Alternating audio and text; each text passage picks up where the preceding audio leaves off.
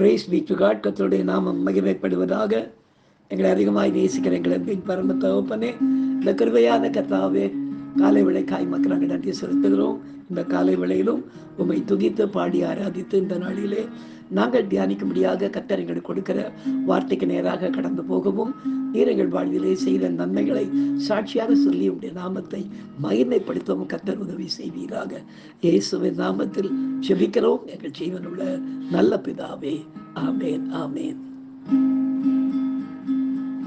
கர்த்தர் மேல் பாரத்தை வைத்து விடு, கலங்கி தவிக்காதே,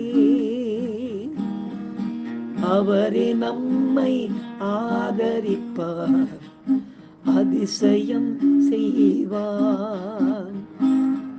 கர்த்தர் மேல் பாரத்தை வைத்து விடு, கலங்கி தவிக்காதே,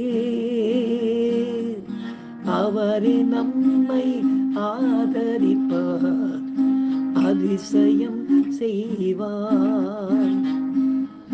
நீதிமான் தள்ளாட விடமாட்டார், நித்தமும் காத்து நடத்திடுவார். நீதிமான் தள்ளாட விடமாட்டார், நித்தமும் காத்து நடத்திடுவார். கர்த்தர் மேல் பாரத்தை வைத்து விடு, கலங்கி தவிக்காதே, அவரே நம்மை ஆதரிப்பார், அதிசயம் செய்வார். கர்த்தர் மேல் பாரத்தை வைத்து விடு, கலங்கி தவிக்காதே, அவரே நம்மை ஆதரிப்பார், அதிசயம் செய்வார். எனக்கு அருமையானவர்களே, இந்த நாளிலே நாம் தியானிக்கும்படியாக கர்த்தர் நமக்கு கொடுக்கிற வார்த்தைக்கு நேராக நாம் கடந்து போகும். பிரியமானவர்களே, எடுத்து வாசிக்கலாம். சங்கீத புத்தகம் 34 சங்கீதம் 5 வசனத்தை நாம் வாசிக்க கேட்போம். அவர்கள் அவரை நோக்கி பார்த்து பிரகாசமடைந்தார்கள், அவர்கள் முகங்கள் வெட்கப்படவில்லை என்று பாடப்பட்டிருக்கிறது. எனக்கு அருமையானவர்களே, காரியம் சிறியதோ பெரியதோ எல்லாவற்றிற்கும் நமது அறிவையோ நம்முடைய பலத்தையோ நம்மால் நம்பாமல் கர்த்தரையே நம்பி வாழ்கின்ற ஜனமாக அவர் நம்மை தெரிந்து கொண்டிருக்கிறார். அப்படித்தானே வாழ்வில் எந்த விதமான இருள் சூழ்ந்த போதும் உலகின் ஒளியாகிய அவரையே நாம் பார்த்து கொண்டிருப்பதால் எந்த வகையிலும் அவர் நம்மை கைவிடாமல் காக்க நமக்கு போதுமானவராயிருக்கிறார். அவரே தஞ்சம் என்று அவரை பிடித்து கொள்ளும் பொழுது நம்மை கைவிட்டு விடுவாரா என்ன? ஒரு மனிதனிடமே நாம் உதவியை நாடி உங்களை தான் நம்பி வந்திருக்கிறேன் என்று போகும்போது தன்னிடம் வந்து விட்டார்களே என்பதற்காகவாவது அந்த மனிதன் எதையாவது செய்ய முயற்சி செய்வான். அப்படி இருக்கும் பொழுது இதோ மாம்சமான யாவருக்கும் நான் தேவனாகிய கர்த்தர் என்னால் செய்யக்கூடாத அதிசயமான காரியம் ஒன்று உண்டோ என்று வேதத்தில் நமக்கு வாக்களித்திருப்பவர், அதுவும் சர்வ வல்லமை பொருந்தியவர் நம்மை கைவிட்டு விடுவாரா என்ன? நிச்சயமாக இல்லை. நமது முகங்கள் வெட்கப்படாமல் நம்மை நிச்சயமாக அவர் காத்து கொள்வார். எனக்கு அருமையானவர்களே, இந்த வசனத்தை உறுதிப்படுத்தும்படியாக அற்புதமான காரியத்தை இந்த நாளிலே நாம் சாட்சியாக கேட்போமா? இந்த சாட்சியின் மூலமாய் கர்த்தருடைய நாம மாத்திரம் மகிமைப்படுவதாக. ஒரு 3 வருடங்களுக்கு முன்பாக ஒரு நடந்த அருமையான ஒரு சம்பவம். என்னுடைய மூத்த சகோதரியனுடைய பேரன், அதாவது அவனுடைய அம்மா அப்பா 2 பேருமே ஊழியக்காரர்கள். அவன் +2 படித்து கொண்டிருந்த வேளையில், அவனுடைய பெயர் ஜானி. அவன் படித்து கொண்டிருந்த வேளையில் திடீரென்று அவனுக்கு இந்த அப்பண்டிசைஸ்ன்னு சொல்வார்கள், இந்த குடல் வால் வீங்கி போகிறது என்று சொல்வாங்க. அது ரொம்ப ஒரு டேஞ்சரான ஒரு காரியம். திடீரென்று ஒரு ஜுரம் வரும்னு சொல்லுவாங்க. அப்படியே பிள்ளைங்க அப்படியே கவுந்துக்குவாங்க, நிமிர முடியாத ஒரு சூழ்நிலைக்கு போயிடுவாங்க. இம்மீடியட்டாக அதை கண்டுபிடித்த உடனே கொண்டு போய் அதை ஆப்ரேட் பண்ணி அதை சரி செய்ய வேண்டும். அப்படிப்பட்ட ஒரு சூழ்நிலை வந்தபோது அவருக்கு கடைசியாக என்ன கண்டுபிடிச்சாங்கன்னா, இந்த வியாதி தான், அந்த குடல் வால் பிரச்சனை தான் அவனுக்கு. இம்மீடியட்டாக போய் உடனே அவனை ஆப்ரேட் பண்ணணும். 1 மணி நேரத்திற்குள்ளாக அந்த ஆப்ரேஷன் பண்ணி அவனை காப்பாற்ற வேண்டும் என்று ஒரு சூழ்நிலை வந்தது. நானும் இங்கேருந்து என்னுடைய சகோதரி வீட்டுக்கு போய் அவனை காரில் ஏற்றிக்கிட்டு நாங்கள் புறப்பட்டு போய் கொண்டிருக்கோம். என்றைக்கும் இல்லாதபடி அன்றைக்கு பார்த்து எந்த பக்கமும் போக முடியாதபடி நாங்கள் ஐநாவரத்தில் இருக்கிற ஒரு ஆஸ்பத்திரி என்று நினைக்கிறேன், அங்கே அவனை கூட்டிகிட்டு போயிட்டு கொண்டு அட்மிட் பண்ணி அன்றைக்கு அந்த இடத்துல ஆப்ரேஷன் முடிச்சிடலாம் அப்படின்னு சொல்லிட்டு எந்த பக்கத்திலும் போக முடியாதபடி கிட்டத்தட்ட 1.5 மணி நேரத்துக்கு மேலாக இந்த பக்கமும் போக முடியாதபடி டிராஃபிக் ஜாம் ஆகி பயங்கரமான போக்குவரத்து போக்குவரத்து நெரிசலிலே நாங்கள் சிக்கி கொண்டோம். அவன் குழந்தை அவன் பயப்பட ஆரம்பிச்சிட்டான். சின்ன பிள்ளை படிக்கிறவன்.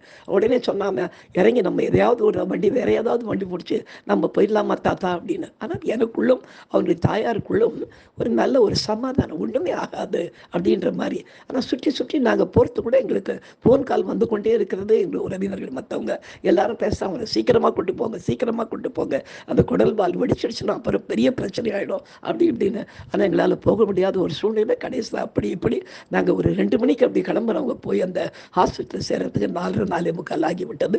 ஆனால் போன உடனே அங்கே என்ன ஆச்சுன்னு பார்க்கும்போது அவன் உள்ளே போய் பார்த்தா அப்போ தான் கொரோனா வந்து முடிந்த நேரம். 3 வருஷத்துக்கு முன்னாலன்னா பாருங்களேன், நமக்கு கொரோனா வந்து போன சீசன். அப்பவும் நிறைய பேர் கொரோனாவில் அவங்க படுத்து கொண்டிருந்தாங்க.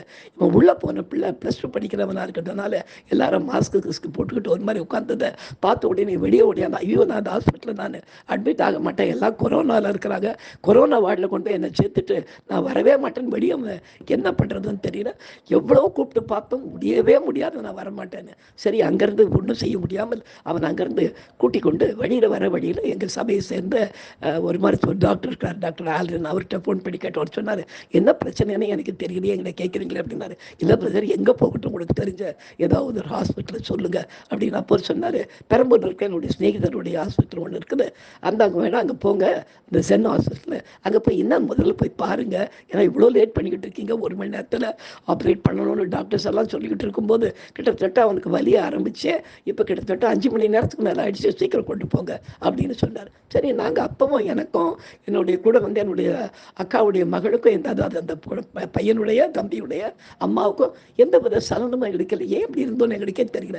சரி, நம்ம ஆண்டவரை நம்பி இருக்கிறோம், கர்த்தர் நம்மளை கைவிட மாட்டார் என்ற எண்ணத்தோடு நாங்கள் புறப்பட்டாங்க, கொண்டு போய் அட்மிட் பண்ணோம். டாக்டரே கிட்டத்தட்ட 9:30 மணிக்கு மேலே தான் வந்தார். வந்து பார்த்துட்டு அவனை வயிறெல்லாம் அழுத்தி பார்த்துட்டு அவர் ரொம்ப கேஷுவலாக சொல்கிறாரு, இல்லையே அப்படி ஒன்றும் ஆப்ரேட் பண்ணுற அளவுக்கெல்லாம் அவனுக்கு ஒன்றும் பிரச்சனை இல்லையான்னு.